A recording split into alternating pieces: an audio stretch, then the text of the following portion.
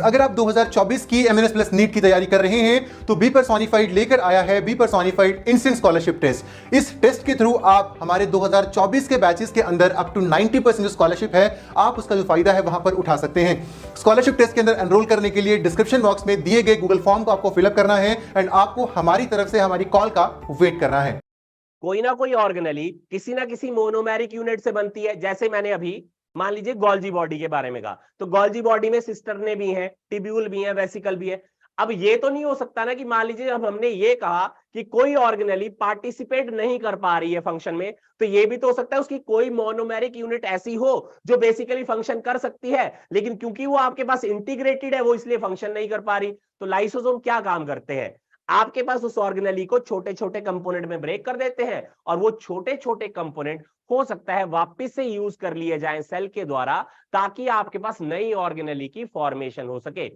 अब याद करके चलिएगा, लाइसोसोम के द्वारा ही ये फंक्शन करवाया गया है, बिना लाइसोसोम के ये फंक्शन होना संभव नहीं है। ये भी चीज क्लियर होनी चाहिए। क्लियर है जी? आगे की ओर को मूव करेंगे। तो ये था आपके पास लाइसोसोम्स के बारे में, जहां से क्वेश्चन आपको पूछा जा सकता है। अब चलिएगा वैक्यूल्स के बारे में। ठीक है, अब देखिए वैक्यूल को क्या लिखा गया, वैक्यूल को लिखा गया ये भी मेम्ब्रेन बाउंड स्पेसिस है जो आपके पास साइटोप्लाज्म के अंदर ही मिलते हैं। इनके अंदर आप क्या वाटर हो सकती है, सैप हो सकती है, एक्सक्रीटरी वेस्ट प्रोडक्ट हो सकता है और अदर मटेरियल भी हो सकते हैं जो सेल के लिए यूजफुल नहीं होते हैं। अब ये आपके पास में basically single membrane bound structure हो। ठीक है जी, टोनोप्लास्ट का आपके पास एग्जैक्ट क्वेश्चन एज सच ही पूछा जाता है, व्हाट इज अ टोनोप्लास्ट। तो टोनोप्लास्ट आपके पास स्पेसिफिकली वैक्यूल की आपके पास एक मेम्ब्रेन है। Tonoplast is the vacuolar membrane है, ये चीज हमें ध्यान कर चलेगा। और प्लांट सेल के अंदर वैक्यूल जो है वो ऑलमोस्ट 90% हिस्सा सेल का अकोमोडेट करते हैं। जैसे यहां पर अगर आप देखेंगे तो सेंटर में पड़ा हुआ आपके पास वैक्यूल है। अब ऐसे समझो, एनिमल सेल और प्लांट सेल तो आपने पढ़ा होगा। एनिमल सेल के अंदर सेंट्रली प्लेस्ड न्यूक्लियस होता है। अब यहां सेंटर में आपको प्लांट सेल में क्या नजर आ रहा है, यहां तो वैक्यूल नजर आ रहा है। वैक्यूल का साइज तो ज्यादा है, वैक्यूल का साइज ज्यादा होने की वजह से न्यूक्लियस को लग गया धक्का। और न्यूक्लियस अगर आपके पास में सेंटर पर नहीं होगा तो कहां होगा, सेंटर से दूर। तो हम वर्ड क्या यूज करते हैं, एक्सेंट्रिकली प्लेस्ड न्यूक्लियस होती है प्लांट सेल में और सेंट्रली प्लेस्ड न्यूक्लियस होती है एनिमल सेल में। याद कर लीजिए, ब्रेन में डाल लीजिए, क्वेश्चन पूछा जा सकता है एज सच डायरेक्टली ही। पर फिर भी ध्यान दीजिएगा, टोनोप्लास्ट से जो स्पेसिफिक क्वेश्चन पूछी जाती है वो आपके पास यही है कि टोनोप्लास्ट किसकी मेम्ब्रेन है। तो ये मेम्ब्रेन है वैक्यूल की, या ये क्वेश्चन पूछ लेंगे कि वैक्यूल की सिंगल मेम्ब्रेन का नाम क्या होता है, तो आपको समझ आ जाएगा। क्लियर? अब देखिए क्या चीज लिखता है, प्लांट के अंदर टोनोप्लास्ट जो है फैसिलिटेट करती है ट्रांसपोर्ट ऑफ आयन की, अदर मटेरियल की against the concentration gradient. Word पे ध्यान दीजिए, वर्ड क्या लिखा गया है, टोनोप्लास्ट जो है वो अगेंस्ट अ कंसंट्रेशन ग्रेडियंट आपके पास मॉलिक्यूल की मूवमेंट करा सकता है। जैसे यहां पर देखिएगा, अमीबा के अंदर कॉन्ट्रैक्टाइल वैक्यूल होते हैं जो एक्सक्रीशन में मदद करते हैं। यहां देखो जरा, ये रिप्रेजेंटेशन नजर आ रही है, ये रहे कॉन्ट्रैक्टाइल वैक्यूल। कॉन्ट्रैक्टाइल वैक्यूल आपके पास जरा ध्यान दीजिएगा किसके साथ जाकर चिपका है, वो तो चिपक गया आपके प्लाज्मा मेम्ब्रेन के साथ जाकर। अब देखो इसके बीच में क्या होगा, कॉन्ट्रैक्टाइल वैक्यूल के इनसाइड में आपके पास क्या चीज पड़ी है, पानी। पानी है extra, extra amount of water आपके पास में उसको थ्रो आउट करनी है बाहर की ओर को। इसीलिए तो contractile vacuole flushing of water में मदद करते हैं। जितना जेट ऑफ वाटर बाहर आएगा उतना कम पानी आपके पास अंदर आपके पास मौजूद है। अब जरा ध्यान दो मैंने कहा था ना कंसंट्रेशन ग्रेडियंट के अगेंस्ट हो रहा है, तो पानी आपके पास ज्यादा कहां होगा, पानी तो एग्जैक्टली में आपके पास ज्यादा कहां है, वो तो बाहर है, अंदर आपके पास कम है सेल के। फिर भी अंदर से बाहर की ओर को आपके पास पानी को थ्रो आउट किया जा रहा है कॉन्ट्रैक्टाइल वैक्यूल के द्वारा।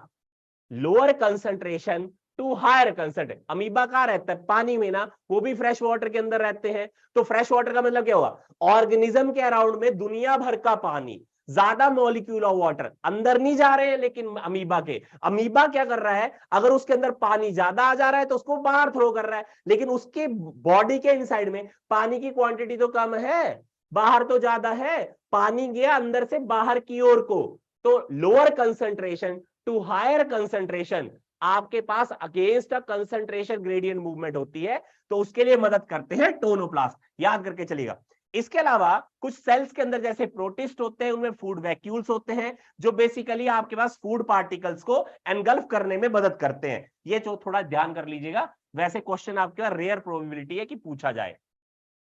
चलो जी एक और, उसके बाद आता है माइटोकॉन्ड्रिया के बारे में। ठीक है, देखिए माइटोकॉन्ड्रिया हमारे पर्टिकुलर सेल का पावर हाउस है, यहां से क्वेश्चन आपको पूछा जाएगा। अब पावर हाउस है मीन में वो एटीपी जनरेट करता है, वो एटीपी कैसे जनरेट करता है उसको ध्यान दीजिए। चलो यहां अगले वाले पे देख लेते हैं क्योंकि वहां थोड़ा सा डिफिकल्ट रहेगा।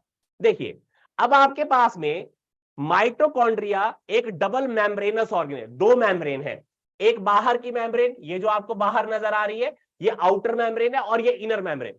इनर मेम्ब्रेन को जरा ध्यान दीजिए, इनर मेम्ब्रेन में आपको क्या नजर आ रहा है, फोल्डिंग्स। इनर मेम्ब्रेन में क्या नजर आ रहा है, ये है फोल्डिंग, नजर आई। इन फोल्डिंग्स का एक स्पेसिफिक नाम है, इनको बोला जाता है क्रिस्टे। क्या बोला गया, क्रिस्टे। अब जरा ध्यान दो, आपके पास क्योंकि आपके पास इनर मेम्ब्रेन जो है वो फोल्ड कर गई, तो एक कंपार्टमेंट ये हो गया, एक कंपार्टमेंट ये हो गया। इनर मेम्ब्रेन और आउटर मेम्ब्रेन के बीच की जगह और एक जगह आपके पास इनर मेम्ब्रेन के इनसाइड में मिल रही है। क्लियर हो गया जी। अब जरा ध्यान दीजिएगा, इनर मेम्ब्रेन के सरफेस के ऊपर आपको F0 F1 पार्टिकल नजर आते हैं। क्या नजर आ रहे हैं, F0 F1 पार्टिकल।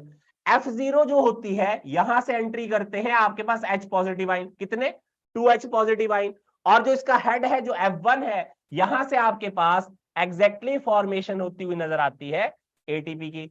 अगर आप सेल रेस्पिरेशन जो है, या सॉरी एरोबिक रेस्पिरेशन वाला आपके पास चैप्टर पढ़ेंगे ना प्लांट के अंदर, तो लास्ट पर्टिकुलर जो पेज है उसके ऊपर ये डायग्रामेटिक रिप्रेजेंटेशन है F0 F1 पार्टिकल की। तो ये F0 F1 पार्टिकल आपको कहां नजर आता है, ये नजर आएगा आपको इनर पर्टिकुलर सरफेस या inner membrane of a mitochondria के ऊपर। ये हमें चीज ध्यान कर चलनी है। अब चलो ये भी क्लियर हो गया हो, चला यहां ध्यान दो, ये वही चीज लिखी है और कुछ नहीं लिखा है कि इनर मेम्ब्रेन में जो फोल्डिंग्स बन रही हैं उसको हम क्रिस्टे बोलते हैं। इस क्रिस्टे की वजह से आपके पास सेल का सरफेस एरिया हमें बढ़ता हुआ नजर आता है। क्लियर हो गया जी। तो ये चीज हमें ध्यान कर चलनी है। अब चलो एक और चीज के बारे में डिस्कशन कर लेते हैं। देखिए अब आपके पास मैट्रिक्स है, माइटोकॉन्ड्रिया के अंदर जो साइटोप्लाज्म है उसके लिए वर्ड यूज कर दिया गया मैट्रिक्स। वर्ड क्या कर रहे हैं, मैट्रिक्स। इस मैट्रिक्स में सर्कुलर डीएनए, आपके पास आरएनए मॉलिक्यूल्स और राइबोसोम कैसे मिल रहे हैं, लेकिन 70s टाइप।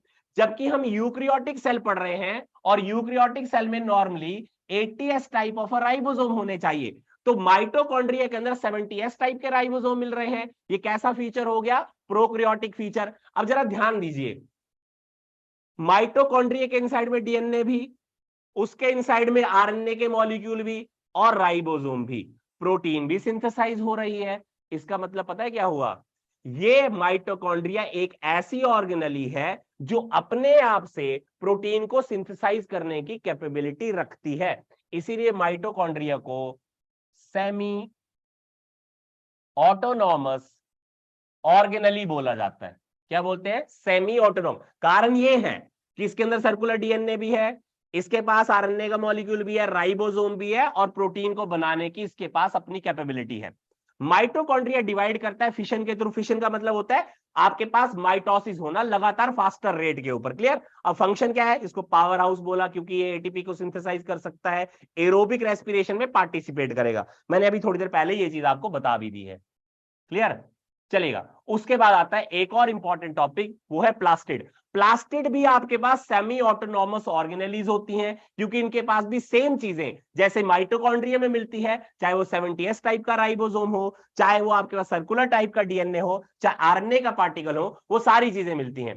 अब ये जो प्लास्टिड है ये आपके पास कहां मिलते हैं, जरा ध्यान दीजिएगा। प्लास्टिड बेसिकली आपके पास सभी के सभी प्लांट सेल में मिल सकते हैं और इसके अलावा यूग्लिनोइड्स के अंदर मिलते हैं। वर्ड क्या है जी, यूग्लिनोइड्स के अंदर मिलते हैं। बहुत ही लार्ज टाइप के आपके पास ये बेसिकली ऑर्गेनेलीज होती हैं। अंडर अ माइक्रोस्कोप नॉर्मली इनको देखा जा सकता है और इनके अंदर मिलते हैं पिगमेंट्स। क्या नजर आ रहे हैं, पिगमेंट मिलते हैं, याद करके चलिएगा। और ये पिगमेंट बेसिकली क्या काम करते हैं उसको हम अभी देखेंगे। अब देखिए क्या लिखा, based on the type of pigment 3 तरह के प्लास्टिड हैं। एक को लिखा क्लोरोप्लास्ट, सेकंड को क्रोमोप्लास्ट, थर्ड को ल्यूकोप्लास्ट।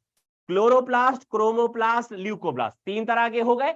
अब आपके पास क्लोरोप्लास्ट, क्रोमोप्लास्ट, ल्यूकोप्लास्ट में कितनी तरह के पिगमेंट है उसको देखिए। देखिए सबसे पहले क्लोरोप्लास्ट, तो क्लोरोप्लास्ट में क्या है, क्लोरोफिल प्लस कैरोटीनॉइड पिगमेंट होते हैं। इनका काम क्या होता है, लाइट एनर्जी को एंट्रैप करिए और फोटोसिंथेटिक रिएक्शंस में पार्टिसिपेट करवाइए।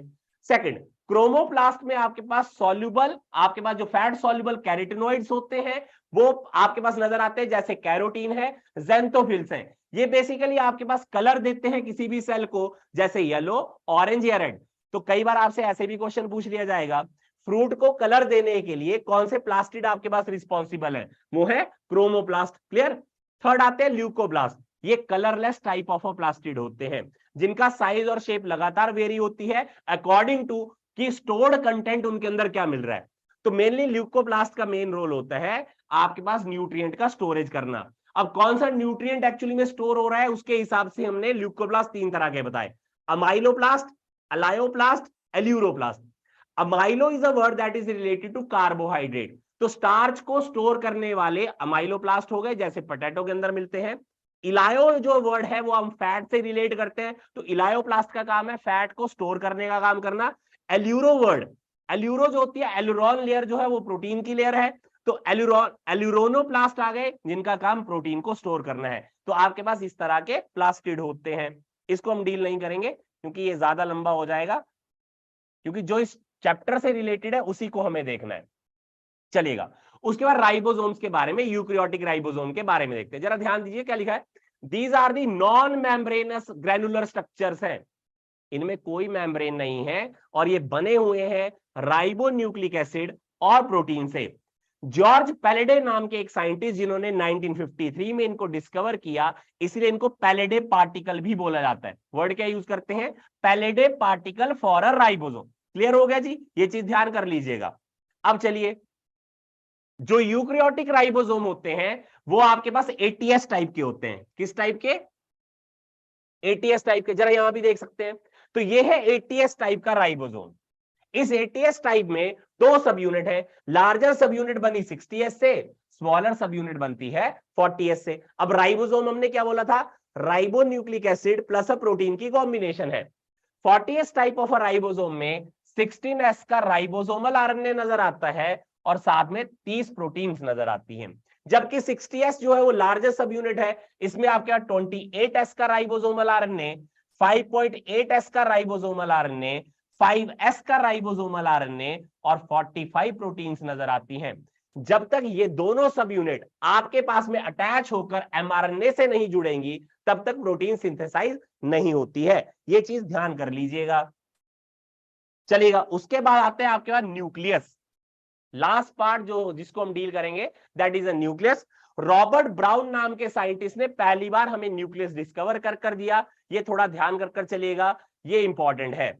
चलिए, अब आपके पास नॉर्मली एवरी सेल के अंदर एक न्यूक्लियस मौजूद होती है, लेकिन कुछ एक ऐसे सेल भी हैं जिनके अंदर न्यूक्लियस मौजूद नहीं होता है। जैसे आपके पास मैच्योर आरबीसी, वर्ड ध्यान दीजिएगा, मैमिलियन आरबीसी की जगह पर वर्ड ऐड कर लीजिएगा, मैमेलियन आरबीसीज हैं, लेकिन वो कैसे होने चाहिए, मैच्योर होने चाहिए। इमेच्योर टाइप ऑफ आरबीसी में न्यूक्लियस नजर आता है। इसके अलावा जो सीव ट्यूब्स होती हैं, जो आपके पास में वस्कुलर प्लांट्स के अंदर मौजूद होती हैं, या वस्कुलर जो आपके पास सेल्स होते हैं उनके अंदर मौजूद होती हैं, उनमें भी बेसिकली न्यूक्लियस नजर नहीं आता है। क्लियर है जी, ये चीज ध्यान करना। चलें जी, एक और चीज देखेंगे यहां पर। अब देखिए क्या लिखता है, जब सेल साइकिल पढ़ी थी तो हमने इंटरफेज के बारे में पढ़ा था, तो इंटरफेज में हमने कहा था कि न्यूक्लियर मेम्ब्रेन हमें इंटैक्ट नजर आती है। तो वहां पर न्यूक्लियस में क्या नजर आया था, nuclear envelope, nuclear matrix that is a nucleoplasm, chromatin material and a nucleolus. Clear. अब चलिए, अब देखिएगा न्यूक्लियर एनवेलप कैसा था, डबल लेयर्ड स्ट्रक्चर था, और आपके पास जरा यहां पर ध्यान दीजिएगा, डबल लेयर्ड स्ट्रक्चर है, तो एक इनर मेम्ब्रेन एक आउटर मेम्ब्रेन, बीच में स्पेस आ गया, इसको बोल दिया पेरी न्यूक्लियर स्पेस है। अब ये पेरी न्यूक्लियर स्पेस आपके पास बेसिकली मदद करता है कि जितना भी आपके पास न्यूक्लियोप्लाज्म जो है, अगर वो वॉल के ऊपर प्रेशर लगाने के लिए जाएगा तो न्यूक्लियस बस्ट नहीं होना चाहिए, इस चीज में मदद करेगा। क्लियर। अब देखिए, outer membrane usually continuous with the endoplasmic reticulum and also bear the ribosome. थोड़ी देर पहले हमने पढ़ा था कि जो न्यूक्लियर मेम्ब्रेन की एक्सटेंशन है, अब देखो यहां पर ये क्या है, रफ एंडोप्लाज्मिक रेटिकुलम है, तो रफ एंडोप्लाज्मिक रेटिकुलम किसकी कंटिन्यूएशन से बन रहा है, न्यूक्लियर मेम्ब्रेन, लेकिन कौन सी वाली, आउटर वाली से, इनर वाली से नहीं बनता है। क्लियर। अब देखिए क्या लिखा है, और न्यूक्लियर एनवेलप में आपके पास पोर्स होते हैं। इन पोर का फायदा क्या होता है, यहां पर ना ये वाले देखो, ये पोर्स हैं, इन पोर का फायदा क्या है, जो आपके पास न्यूक्लियस के इनसाइड में मैसेंजर आरएनए होता है, तो आपके मैसेंजर आरएनए को साइटोप्लाज्म में आना पड़ेगा, तो साइटोप्लाज्म में वो कैसे आएगा अगर मान लो पोर ना हो, तो जितने भी आपके पास बेसिकली मैसेंजर आरएनए है वो सारा का सारा इसी पर्टिकुलर पोर के थ्रू आपके पास बाहर आता हुआ नजर आएगा, और इसी वजह से, इन पोर की वजह से न्यूक्लियर कंटेंट और साइटोप्लाज्मिक कंटेंट में जितना भी एक्सचेंज होना होता है जिस जिस कंपोनेंट का,